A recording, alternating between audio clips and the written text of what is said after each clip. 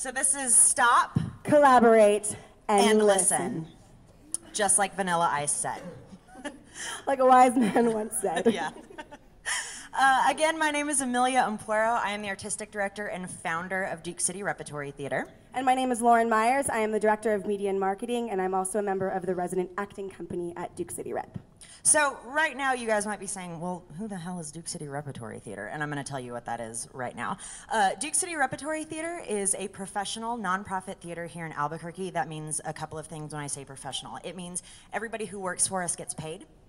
It means we hire union actors and stage managers, and it also means sort of what the long-term goal is, that we are creating a place for theater artists to earn a living as theater artists here in Albuquerque.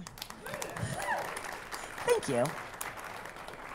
So we are going to talk about collaboration, and right now I would like everyone to raise your hand if you love doing group projects. Raise your hand. Awesome. Who here kind of hates doing group projects? Ugh. Yeah, we've got like 2 people. This is really great. This is awesome. Usually it's like, everybody, we hate this. Sometimes working in a group can feel like this.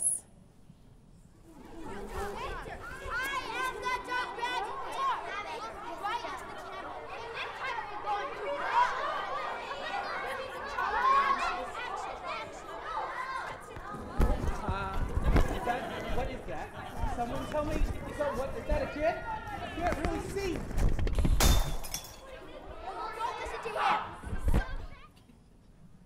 That was a trailer that we did for our show, The Best Christmas Pageant Ever.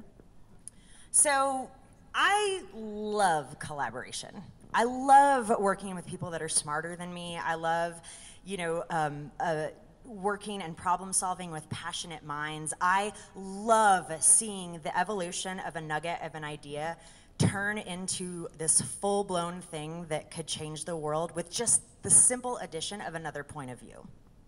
And there are many reasons to dislike collaboration. It means that you are trusting other people.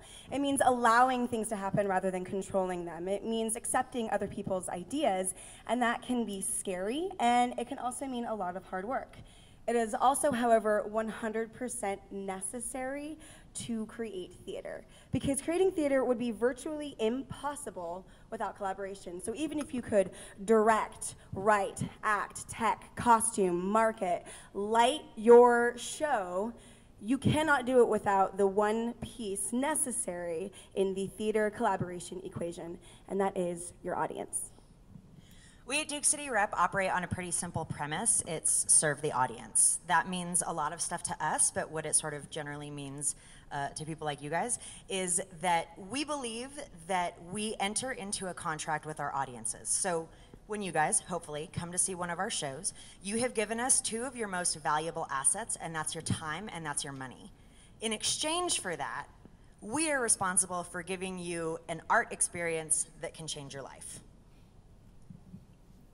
And you may be wondering how a spectator can equal collaboration. And we're here to tell you that when you enter the theater and you sit down and the lights go down and an actor comes out on stage, the artist and the actor are working together towards a common goal, and that is to have complete immersion into a created world. And we cannot do that without an audience. Well, I mean, we could, but it would actually just be us doing it by ourselves, and that's really not the point of collaboration. So how do we do it? How do we do it without chasing people down? And yeah. Okay. So So we believe that collaboration occurs with our patrons before you guys even step into the theater. When we hand you a flyer, or we talk to you on the phone, when we engage with you guys on social media or via email, that collaboration, that partnership has already started. It's already taken place. And we want to foster an environment that encourages collaboration, not just with you guys coming to the shows, but afterwards as well. And so we want our patrons, we want to hear your thoughts and responses, and we want you to be part of the conversation. So upon entering the theater, patrons are met with our public square board, which has question prompts on it that are related to the show they're about to see. And patrons can anonymously write down their responses to these prompts before even entering the theater. And not only do we get some really serious, thoughtful responses, we also get some that make us smile. Yeah. For 39 steps, the board was split into 3 things, and it said what is hilarious to you, what is terrifying to you, and what is romantic to you. Under the what is terrifying to you, right here, somebody had written my feet. And there's a lot of other things. There's things that are like actually real, not living. Losing my home, and it's like the Koch brothers, because that is the stuff nightmares are made of.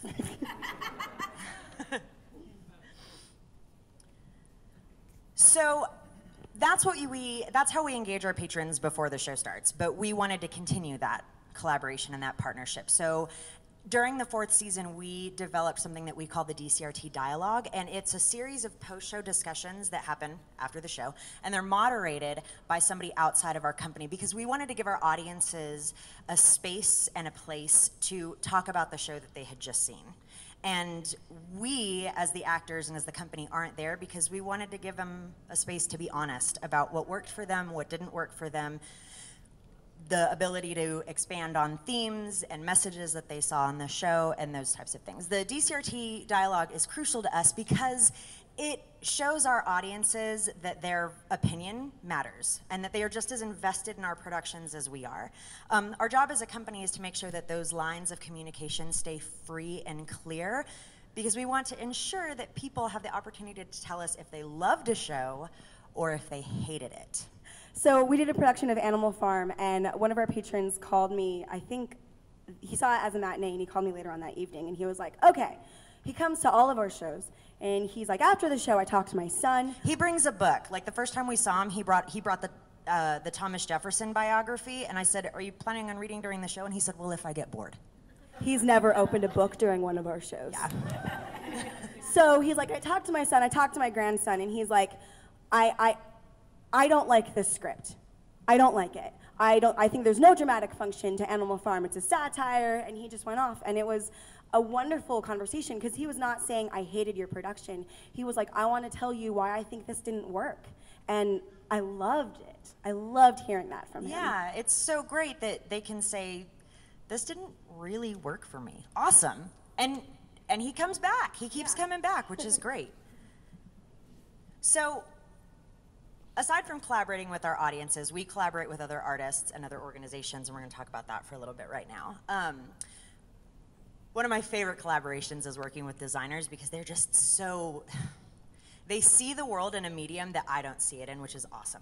So the opening show of our 4th season was a Victorian thriller called Gaslight, and it takes place in Victorian London in a sitting room. It's full of furniture, a sofa, a desk, a chaise lounge, a fireplace. There's like a window that's supposed to be there where you can see the Muffin Man cross, so much stuff. Duke City Rep performs at the Cell Theater. Our playing space is roughly 27 feet wide by about 12 feet deep. And I was trying to figure this out, and I talked to our set designer, Murdoch, and I said, I don't know how we're gonna do this show with all of this furniture and this set and have room for the actors. And he said, well, let me think about it. And he went away, and he came back with a couple of options. The one that you can see in the lower left-hand corner is, yeah, my favorite. What he said was, let's blow this idea apart of a living room, and let's create a stark white space with just a bunch of bare bulbs and platforms for the actors to sit on to watch the entire show. So instead of this really stuffy Victorian room, we got this vast open space that actually ended up being more terrifying. Yeah. And because the actors were able to sit on stage and witness the whole show, the characters were able to respond to what they were seeing. It was something that, had I been working on this by myself, I never would have thought of. And also as we continue to work with our designers, we want to maximize the creative potential of all parties involved. And we want them to feel like they have a voice and that it matters. So we did a production of Animal Farm, and our director, Katie Becker-Cologne, went to our designers and said, you know, they talked about the history. We did Animal Farm, so it was talking about the history of Stalin and Lenin and communism and what circumstances can lead a group of people or animals to a revolution. And our designer, Devon Agu, and many of our designers actually are based out of New Mexico. Sometimes they're even in a different part of the world. Yeah. And he came back with this, and Katie was like, great, I love it. But we were also taking the show to schools as part of a tour across the state. So her biggest concern was, with all the 1930s to 1950s propaganda posters, that the students who weren't necessarily as connected to that time period might not be able to relate. They might feel left out of the joke. So she was like, can we look at something that looks like it's pre-rebellion, it's pre-revolution, and that this area where the animals live is also a home worth defending? So Devon went and came back with this. And what's so awesome about it is he also started to incorporate more farm elements, not just with the materials he used, but also with the color palette. And so then Katie and Devon talked a little bit more, and without the colors, this is actually what the final design was that we used in the cell. But we also took it on tour. We went to the Chemo, Albuquerque Academy, we went to Pecos, Roswell, and it also had to be a set that we could rep, which means that we could take it apart, put it back up an hour each time. And so these are photos from when we performed at the Albuquerque Academy. And what's, you'll notice that this is kind of like the best photo of our costumes right here. And when Katie met with our costume designer, Jean Salgado, she did not want nose pegs and horse ears and horse mane. She wanted to stay away from that because she wanted the actors to have full use of their bodies. So nothing too literal. Yeah, exactly. And yet we would be able to differentiate between the species of animals, and it turned out quite lovely. Yeah, all of this is to say that, like, you know, had we been trying to do any of these things by ourselves, we would have gotten stuck. It's the addition of another point of view, another frame of reference that leads us to these, well, what I think are like really beautiful things. So aside from just collaborating with the artists that we work with, we also collaborate with other organizations and other theater companies. In 2013, we were doing a show called Poe, based on the life and stories of Edgar Allan Poe. And Jeff Anderson from Blackout Theater Company here in Albuquerque gave me a call, and he said, "We see you're doing a Poe show. We're doing a Poe show too." And my heart kind of immediately sank because we've been presented with this before, and it's generally followed by, "So if you could change your programming, that would be great." But Jeff said, "We'd like to collaborate on a festival. We'd like to create an Edgar Allan Poe festival." So we did. We did 2 months plus of pub trivia, game nights. We did a Mask of the Red Death ball. We had all of these things that had to do with Edgar Allan Poe, so that we could work together and not apart. Yeah. This is a trailer that we collaborated on at Extreme, it was when it was formerly Extreme called Hang Extreme Time? Hang Time. We went to a trampoline park. 2 theater companies went to a trampoline park to film something. So of course we had no fun whatsoever making this. And I think the turnout for both of our shows went up because of that collaboration. It was fantastic. Yeah, and got to see new faces and meet new people. It was really great. Theater on the Farm is a collaboration that we just ended in June. Lee Heil over at Farm and Table Restaurant, which if you guys haven't eaten at, please go because it's so good, contacted me and the people over at Tricklock and said, "Hey, I want to do a mini theater festival. All I'm asking is that you guys keep your pieces short, about 30 minutes, and that they're agriculturally based work." Well, we didn't have anything that looked anything like that, but we said, let's do it. We hadn't worked with Tricklock on anything. We'd never worked with Theater on the Farm. So we said, let's do it. And it ended up being this amazing Albuquerque experience because it was this synthesis of food and art and theater. And we told these stories about the Dust Bowl and about planting a garden. And it was all set on this farm at Farm and Table against the backdrop of the Albuquerque sky. It was a really, really magical experience that we wouldn't have gotten had we not said yes to the collaboration. Yes, let's. Oh, okay. These Shining Lives and the Nuclear Museum. This is a project that's sort of special to my heart. These Shining Lives was a show about 4 women who'd been poisoned by radium. And of course, radium has a vast nuclear history. So we partnered with the National Museum of Nuclear Science and History, and we did a performance of the show at the museum. We got done with our show on Thursday, loaded up the set, moved it to the museum on Friday, put it up, did the show there on Friday, teared it down on Saturday, and we're back in our theater Saturday evening. So really fun, really crazy. What was really cool about this is that, one, again, we met a whole bunch of new people and got to have this wonderful experience of doing the show there for like the board members and the patrons of the museum. And let me see if I can sort of figure out. This picture right here is of the set. The radium exhibit is actually right behind this, so that was our backstage. So we were sort of emerging from the radium exhibit to do the show, which was really cool.